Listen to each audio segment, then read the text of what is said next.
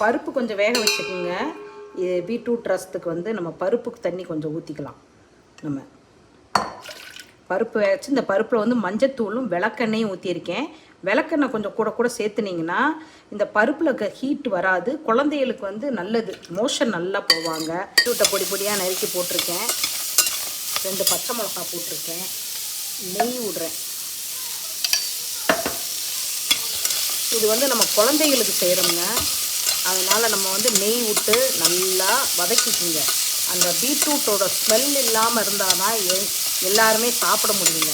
இப்படி நீங்கள் பீட்ரூட்டை கொடுத்தீங்கனாலும் குழந்தைய ஒழுங்காக சாப்பிடவே மாட்டாங்கங்க.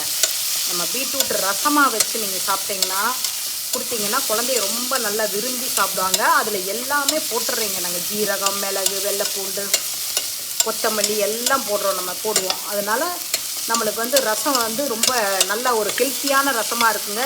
2 தக்காளி நம்ம இதெல்லாம் வதக்கிட்டு அரைக்கத்தான் போகிறோம்ங்க. தக்காளியில் ஏன் இதில் போடுறோம்னா நல்லா வதங்கிட்டு நம்ம அதுக்கப்புறம் அரைச்சோம்னா டேஸ்ட்டாக இருக்குங்க.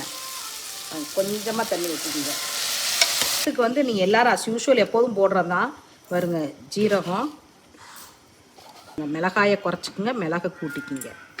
எந்த ரசமாக இருந்தாலும் கொத்தமல்லி போடுங்க. பாருங்கள், வெள்ளைப்பூண்டு தோலோடு தட்டி போட்டிருக்கேன். இதில் வேக வச்சோம்லங்க, அதில் இருக்க பச்சை மிளகா 2 இதில் போட்டு அரைச்சிடாதீங்க. 2 எடுத்து நம்ம இதில் தட்டி நம்ம போட்டுக்கலாம். இதை பருப்பு தண்ணி இதில் ஊற்றிருக்கிறோம். நம்ம அடுத்து வந்து நம்ம அரைச்ச பீட்ரூட்டை உள்ளே போடுறோம். பாருங்கள், தக்காளி வந்து நம்ம இதிலேயே போட்டு அரைச்சிருக்கோம். 1 பீட்ரூட் போட்டு ரசம் வைக்கிறேன். இது வந்து கொஞ்சமாக ஊற்றுங்க.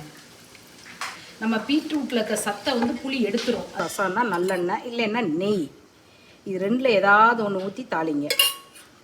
கடுகு பாருங்கள், பெருங்காயத்தூள், மஞ்சத்தூள், வரமிளகா 2 போட்டிருக்கேன், கருவேப்பிலை, கொத்தமல்லி தழை எல்லாம் போட்டு வதக்குறோங்க.